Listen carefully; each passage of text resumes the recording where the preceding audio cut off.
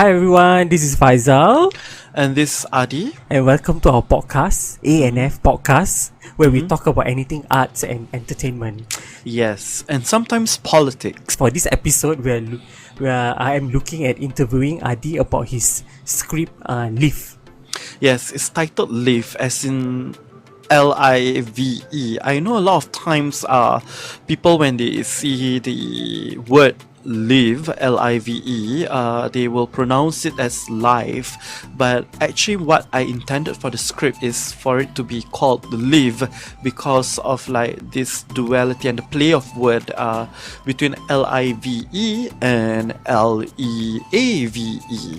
So anyway, the origins of Live is that Adi wrote it during a playwright workshop, which is the SRT's, the Young Company Writers Group.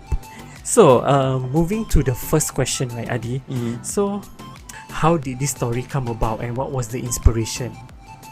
Actually, I've always been intrigued with this whole idea of like life and death and like what happens in the life after death, because I subscribe to the religion whereby we believe that death is not the end of things and that the life after death is the one that is eternal. So this script actually explores that idea of like life after death, and like how it starts is it was in 2017 and I was in a very dark place in my life, and I was just not feeling myself. Like I know I wasn't happy, and I needed to distract myself from like a lot of things. So I did a lot of things. I signed up for workshops. At the same time, I was trying to complete my degree. At the same time, I was going after a specialist diploma course. At the same time, I was also running my own company. And then I started this baking venture. The overachiever, ladies and gentlemen. No, actually, it's more of like for me to keep myself busy, so I wouldn't think about my problem and get depressed over it.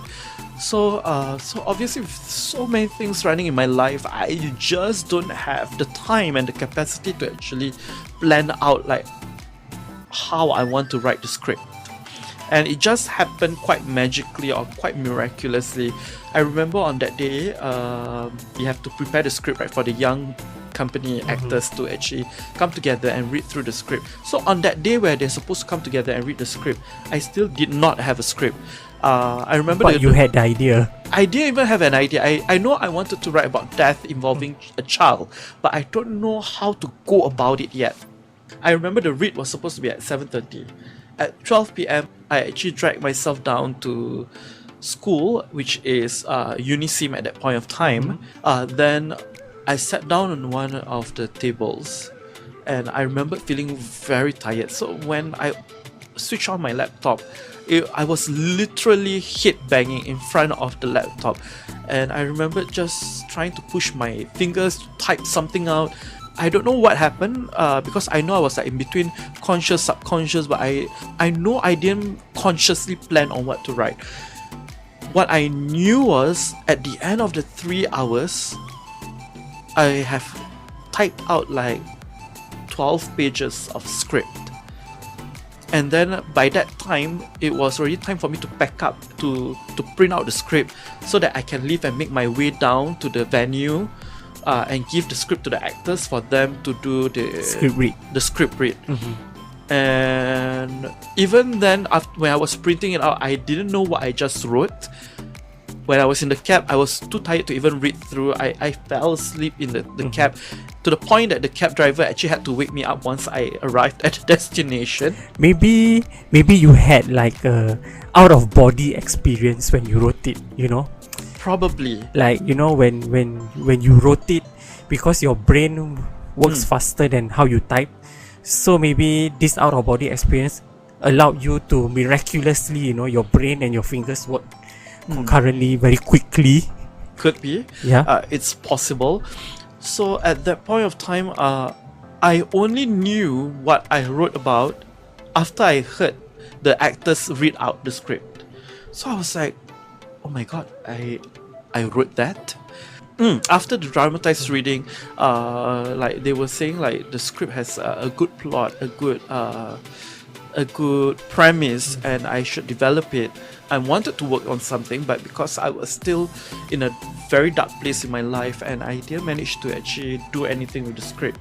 Then comes 2018, and I got to know about this Short and Sweet Festival. Yes, so Short and Sweet was the other two festival that you send the script to without any expectation. So when you submit for Short and Sweet Malaysia, they have two different Short and Sweets there. So they have like Short and Sweet Kuala Lumpur and Short and Sweet Penang. And they are both separate entity, right? Yeah, they are separate entity judged by different committee members. And I remembered that when you submitted this, you had no expectation, and like it took them very long to get back to you about whether your script got selected, because we were already at that verge of like, maybe they're just not picking your scripts anymore, and we were like, that's it. But actually, the script got picked up. Yeah, and when I received the email, I was quite surprised. So Short and Sweet KL actually got back to me first, and they say that we have shortlisted your script as the top 10 script that will be staged. And then they were asking me like, do you want to direct your own play? And at that point of time, I know I don't have the capacity to actually go up to Malaysia, KL, and then coming back to Singapore to conduct classes. Because at that point of time, I was packed during weekdays. I was teaching like almost every day in schools. And the only time I will be able to travel back to KL will be like during the weekends to direct the play. So I thought that kind of like scheduling wouldn't work. So I got back to the organizer and I told them that maybe you can get another director who is part of the festival to direct the play on my behalf. And they said, okay, sure, we can do that. They also asked whether you can get your own actors, right? Yeah, but I decided maybe it's best for the Malaysian actors to actually take the script and a Malaysian director to take the script and interpret it and stage it in their own way or their own style. So I would like to ask, like, how is it like seeing your show being interpreted by the different directors and actors in both Short and Sweet, KL and Penang? Oh yes, it was very interesting because like when it was staged in KL, the director, who's a very young director, told me actually before I even watched the staging, he told me that okay, I'm going to make the mother character and the angel of death to be an invisible character. That means it will be represented by a voice over, but the actors wouldn't really appear on stage. So I thought that was like interesting, and I wouldn't have imagined it or directed it that way. So I kind of like learned from that director. And then the Penang one, it was also directed in a very different way from what I would have imagined it. And I took something in from like the director who actually directed the play in Penang. So from that experience, I kind of see like 3 different stagings directed by 3 different people. I was like, oh wow, it could have gone in so many directions.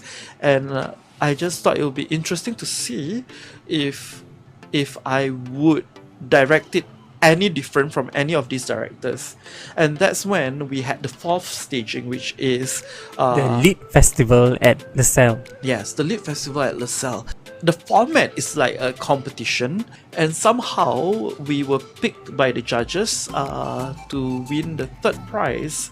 And I thought that was interesting because it was the first time that I actually directed my own play for this particular script, Live. And then, here's the thing. So after the whole competition, I got to know that one of the judge is actually this director that I've always looked up to, who I always idolized. I know who that judge is. Yes. Will you be revealing his name then? I don't know if I should, because like I have a thing about like coattailing and like riding on other people's name and name dropping. I guess we can just mention that he's quite a prolific playwright and director in Singapore. Yeah, because like every time people ask me like what do you aspire to be, and I will always mention his name because I think he is a great director, a great playwright, and above all, he is a great educator with really like a strong interest to really educate Passion. the young minds. Yeah, Very strong passion. passion to actually educate the young minds and like developing them into like artists also. Yeah, so I've always idolized him, and like I've been trained by him before in like some programs. So he approached me and he said that it was refreshing to see that, because I trained under him to be an actor, but then like I am now slowly You're dabbling. being judged for your directing and writing capability. Yeah, so he said that it's a good thing that I dabbled into writing, and he said he would love to see future work. So I'm like, yes. So talking about, you know, bringing your script to places, right? So right now, for this year you're bringing Live to another platform, to another yes. festival, and now Live is going to be part of Pateni Midam, which is a festival of short plays in Tamil, and this part of Kala Utsavam, which is the Indian Festival of Arts presented by Esplanade. So my question for you would be that, you know, how was it for you directing the show for Pateni Midam? You know, knowing that the script has been translated to Tamil, and then like, you know, we don't understand Tamil. Like, how did you go about doing it? Okay, actually, right, the challenge is not the language, because this is not the first time that I collaborated with the creative director, Hemang Yadav. He actually got me in to do Pateni Midam in 2017. And in 2017, I presented this play called Suso, which is an English play about a Malay belief and Malay tradition, which we staged together. Yeah, that we staged under ADI concept, and then after that we translate it into Tamil, and then this time around it is an English play exploring the whole idea of life after death. And it's not just about the language. We need to also like bear in mind the context of tradition and culture, because like what we mentioned just now, like in Malay, if you were to like translate Live in Malay, I don't know how I'm going to like even stage it. Because people would consider, you know, when we talk about the supernatural, we talk about life after death in Islam, like it's going to be blasphemous, because we don't talk about that in a very open manner, and like it's not even something up for discussion. It's just that when it's just that, and like you don't, you know, make anything of it more than that. Yeah, and like the play has this character called Angel of Death, which is like in Islam there is they call it the malaikat, and we are not supposed to even visualize how the malaikat look like, or how the angel of death is supposed to look like. So I don't know how to translate that onto stage without it being labeled as being blasphemous. So I when I want to stage it in Tamil, I was also quite cautious, because I don't know how because you're the treading community will Yeah. like interpret it. You're treading on waters that is unfamiliar to you and to me as well, and we don't know the nuances of like the context that we're trying to convey, and it might convey a different message and people might get offended by it.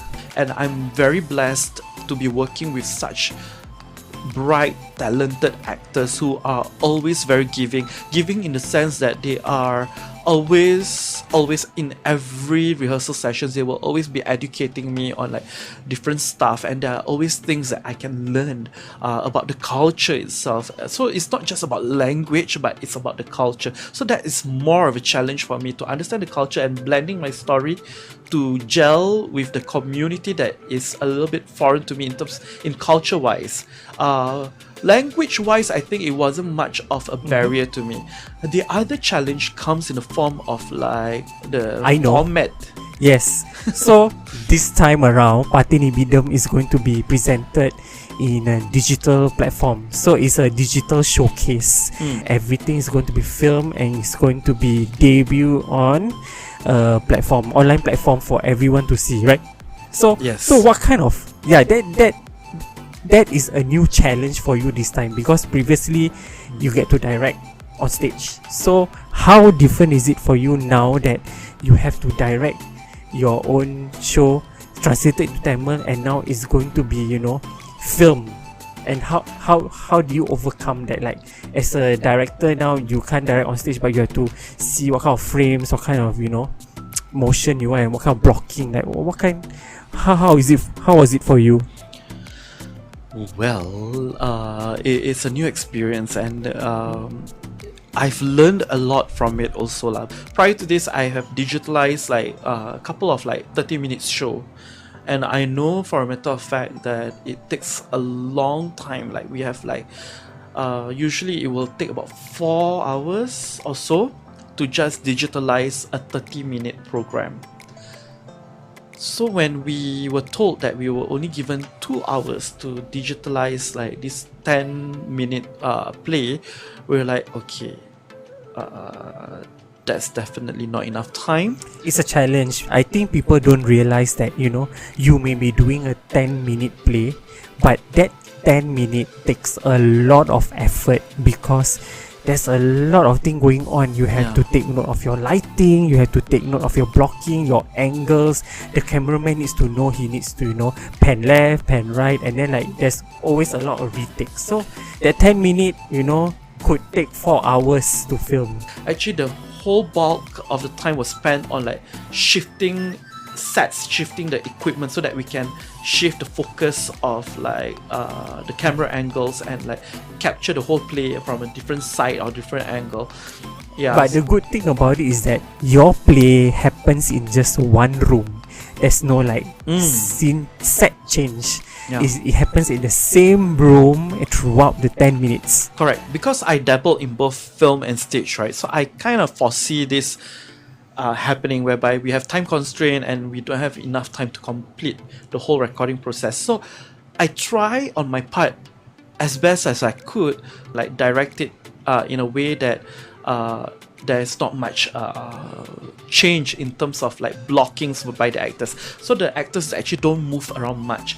A lot of like the dynamics during the play it relies heavily on how the actors kind of like project that emotion, project that tension between the two characters that are on stage. I'm just blessed like the actors will manage to carry it out without much difficulty. Also, not forgetting the wonderful production team, you know, behind this, because they have to film like 10 different plays in one day, right? Or is it in 2 days? Actually in 2 days. In 2 days, can you guys believe it? And I bet they did, I mean, a wonderful job based on the snippets that Adi have showed me. Yes. And it's my first time working with Rajagopal, and he's a very well-known director. And it was a nice collaboration because on one end I get to see how I would direct it on stage, where else like when it's being transferred to a film, then it's up to Rajagopal to actually shape and mold it to make it look more like an art film. And you know, during that transfer from stage to film, of course there will be like certain modification and certain changes. You might lose some of the elements, but you might also gain other aspects of it. So like I say, I really learned a lot from this project. Right, so if you guys want to watch Live in Patini Midam, which is a festival of 10-minute plays in Tamil, which is part of Kala Usavam, which is the Indian Festival of Arts presented by Esplanade. It is running now. It started yesterday on the 20th of November, and it will run all the way to 29 November 2020. So you can get your tickets from cystic. Okay, so I guess we have come to an end, but we would like to plug in some other things that I thought you guys wanted to know. So Adi has this podcast called Idioms with Kundo. Is that right? Yes. I mean, it's streaming on Spotify, so if you're interested, you can just search for Idioms with Kundur, and it will pop up on your search results.